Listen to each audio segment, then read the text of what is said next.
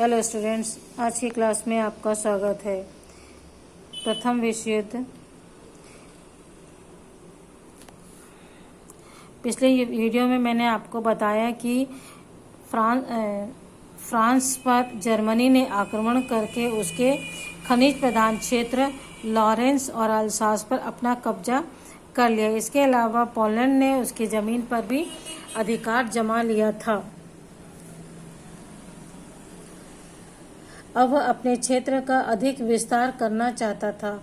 लगभग यही हाल France, Austria आदि देशों का, इटली आदि देशों का भी था। वे किसी न किसी तरीके से अपने क्षेत्र और प्रभाव को बढ़ाना चाहते थे। यह तभी संभव था जब वे पहले से स्थापित ब्रिटेन जैसे प्रभावशाली देशों को चुनौती दे।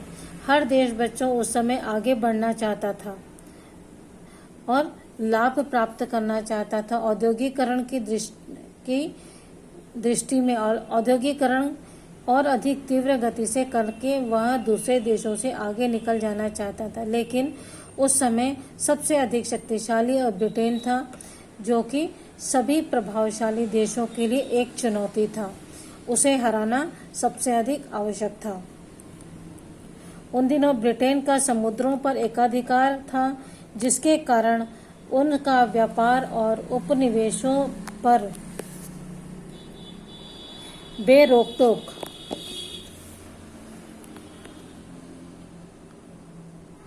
नियंत्रण चलता था। जर्मनी ब्रिटेन के इस नौसैनिक वर्चस्व को समाप्त करना चाहता था और अपने जहाज़ों को बेरोक-टोक समुद्रों पर आने जाने की स्वतंत्रता चाहता था। जैसे जर्मनी को केवल उत्तरी सागर के बंदरगाह उपलब्ध थे, अब वह अटलांटिक महासागर, भूमध्य सागर और हिंद महासागर पर भी अपनी पहुंच बनाना चाहता था। अतः स्वाभाविक था कि उसका टकराव ब्रिटेन से हो। इसलिए जर्मनी एक शक्तिशाली नौसैनिक बल तैयार कर रहा था, जो ब्रिटेन के नौसैनिक ताकत को चुनौती दे सके। यह मुख्य टकराव था जर्मनी और ब्रिटेन के बीच। ब्रिटेन पहले से ही औद्योगिकृत देश था और उसे टक्कर देने के लिए जर्मनी अपने आप को और अधिक औद्योगिक देश बनाना चाहता था।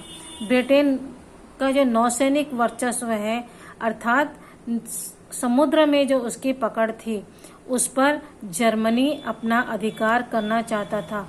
वह भी चाहता था कि किसी तरह से उसे भी समुद्र में, उसके जहाज़ों को भी समुद्र में बेरोक-टोक आने जाने की स्वतंत्रता प्राप्त हो। इसके लिए वह ब्रिटेन के साथ टकराव होना स्वाभाविक था। पहले केवल जर्मनी को उत्तरी सागर के बंदरगाहों पर ही आने जाने की सुविधा प्राप्त थी, परंतु वह विश्व के अन्य महासागरों पर भी अपना अधिकार करना चाहता था। इसके लिए उसे ब्रिटेन के साथ टकराना निश्चित था। इसलिए ब्रिटेन एक शक्तिशाली नौसैनिक बल तैयार कर रहा था, जो कि ब्रिटेन की नौसैनिक शक्ति को चुनौती दे सके। जटिल अंतर्राष्ट्रीय संधियां। 19वीं सदी के अंत से ही यूरोप के देशों के बीच तनाव बढ़ता जा रहा था और सारे महत्वपूर्ण देश यह मानकर चल रहे थे कि देर सवेर युद्ध होने ही वाला है, लेकिन युद्ध में वे अकेले न पड़ जाएं, यह सोचकर लगभग सारे देशों ने कुछ देशों से गुप्त संधियां कर रखी थी। उनमें ऐसी शर्तें थी कि यदि एक देश किसी दूसरे देश से युद्ध करता है तो दूसरा देश उसकी मदद करेगा। उदाहरण के लिए, पहले विश्व युद्ध में निर्णायक भूमिका निभाने वाली कुछ संधियां इस प्रकार थी। संधि और समझौते प्रत्येक देश दूसरे देशों के साथ करते हैं। कभी समझौते व्यापारिक होते हैं, कभी औद्योगिकृत होते हैं, उद्योगों से संबंधित, कहीं सांस्कृतिक समझौते होते, लेकिन यहाँ जो संधियाँ समझौते किए गए थे वे युद्ध से स्वयं को बचाने के लिए किए गए थे कि यदि कोई देश दूसरे देश पर युद्ध करेगा तो एक दूसरा देश उसकी सहायता करने आएगा।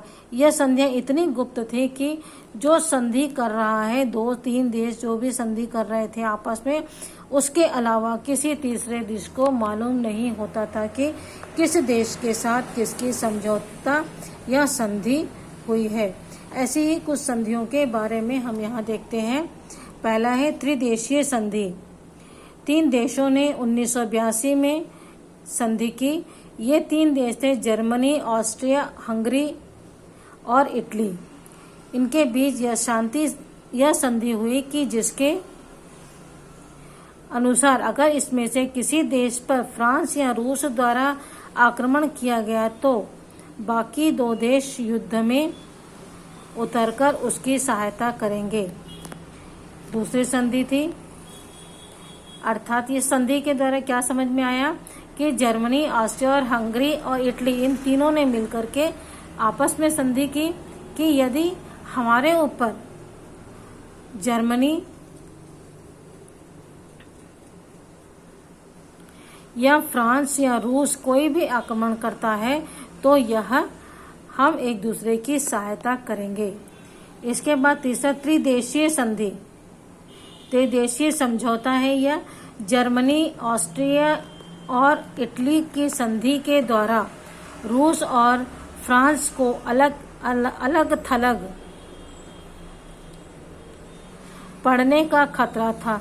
वे दोनों जर्मनी की बढ़ती ताकत और आक्रामकता से चिंतित थे। ब्रिटेन भी जर्मनी की नौसैनिक ताकत से चिंतित था। अतः ब्रिटेन, रूस और फ्रांस ने मिलकर एक समझौता 1907 में इस शर्त पर किया कि यदि उनमें से किसी एक पर कोई अन्य देश आक्रमण करे तो वे एक दूसरे की मदद करेंगे। 1907 में इन्होंने समझौता किया। जर्मनी, ऑस्ट्रिया और इटली की संधि के द्वारा रूस और फ्रांस बिल्कुल अलग थलग पड़ गए। उन्हें भी अब जरूरत पड़ी कि संधि की। वे दोनों जर्मनी की बढ़ती हुई शक्ति से चिंतित थे। डर लग रहा था उन्हें जर्मनी की शक्ति को देखते हुए कि वह हम पर यदि आक्रमण करेगा तो हम अकेले उसका सामना नहीं कर पाएंगे।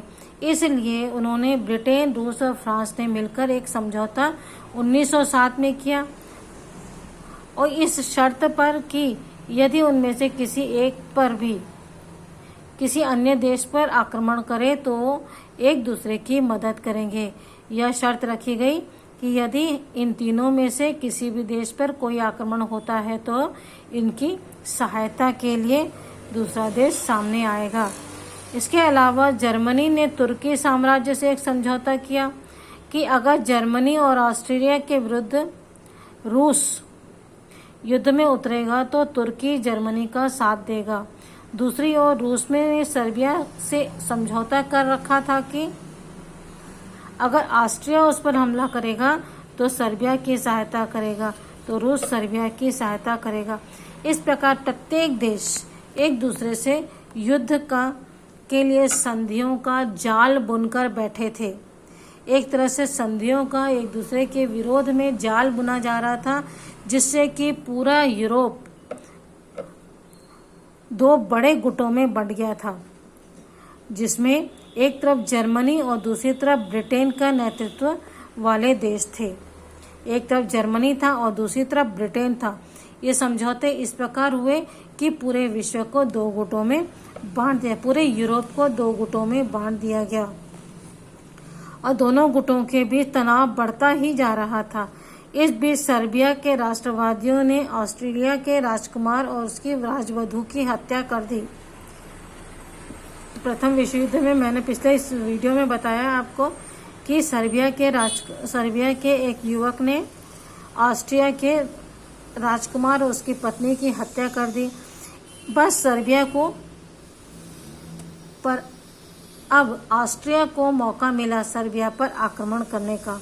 इस प्रकार यह युद्ध जो है पूरे विश्व में फैल गया। रूस सर्बिया की मदद के लिए आया तो जर्मनी ऑस्ट्रिया की मदद के लिए तैयार हो गया।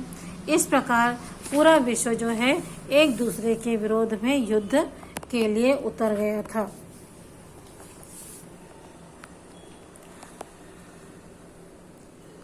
अति राष्ट्रवादी भावनाएं और सैन्यवाद। यहाँ एक चित्र देख रहे हैं आप लोग। यह चित्र है सन 1914 में प्रकाशित एक कार्टून है जिसमें दिखाया गया है कि किस तरह सारे देश युद्ध में एक दूसरे के खिलाफ खींचते चले गए थे। सर्बिया, ऑस्ट्रिया, रूस, जर्मनी, फ्रांस एक दूसरे के साथ में युद्ध के लिए खींचते चले जा रहे हैं। अति राष्ट्रवादी भावनाएं और सैन्यवाद। 19वीं सदी के अंत में जैसे जैसे यूरोपीय राज्य स्थापित होने लगे, उन देशों की सरकारों ने लोगों को अपने राष्ट्र को सर्वोच्च बनाने के लिए उकसाया। सारे राष्ट्र यही मानने लगे कि जिसके पास सबसे अधिक भूमि होगी, सबसे अधिक उपनिवेश होंगे और वही सर्वशक्तिमान होगा, और जो ऐसा नहीं करेगा उसे दूसरे ताकतवर देश कुचल देंगे। दूसरी ओर कई नए समुदाय जिनकी भाषा और धर्म अपनी भाषा या धर्म था, अपने आप को राष्ट्र मानकर अपने लिए स्वतंत्र राज्य बनाने के लिए संघर्ष करने लगे थे। इनमें प्रमुख थे पोलिश, चेक, हंगरी, स्लाव और तथा यहूदी। इनमें से किसी का अपना स्वतंत्र राज्य नहीं था। मध्य यूरोप में ऐसे अनगिनत समूह प्रयास करने लगे। अनेक समूह राष्ट्रवादी विचारों से प्रेरित होकर वर्तमान साम्राज्यों को तोड़कर अपने अपने स्वतंत्र देश का निर्माण करने के लिए प्रयास करने लगे। इसका सीधा प्रभाव जर्मनी, ऑस्ट्रियाई, रूसी तथा तुर्की साम्राज्यों पर पड़ा। लेकिन समस्या यह थी कि एक ही भाषा बोलने वाले कई दूर दूर के इलाकों में बटे हुए थे। हर राष्ट्र के लोग यह चाहने लगे कि इन सारे इलाकों को एक राष्ट्र के तहत लाया जाए। ऐसा करने की में समस्या यह थी कि उन्हीं इलाकों में दूसरी भाषाएं बोलने वाले भी रहते थे।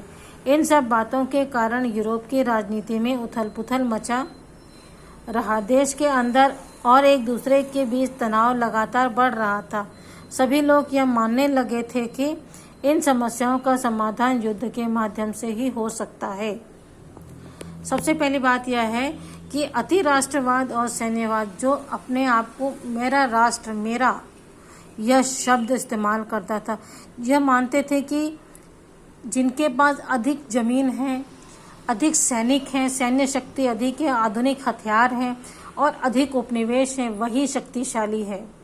और इस शक्तिशाली बनने की कोशिश में प्रत्येक देश लगा हुआ था, अपने आप को सर्वशक्तिशाली साबित करने में लगा हुआ था।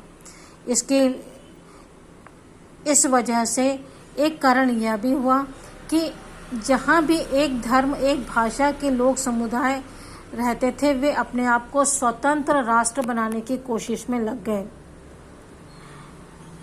इसका सीधा प्रभाव जो है जर्मनी, ऑस्ट्रिया और रूस के तुर्की साम्राज्यों आदि पर पड़ा। एक भाषा बोलने वाले लोग एक ही इलाके में तो नहीं रहते थे, कोई एक जगह रहता था, कोई दूसरी जगह रहता था। इन सब को एक साथ लाने की समस्या थी और इस बीच दूसरे भाषा भाषी भी दूसरे देशों में उस देश में निवास करते थे। दूर दूर के इलाकों में एक भाषा बोलने वाले लोग बटे हुए थे और उन्हें एक राष्ट्र के रूप में लाना संभव नहीं था।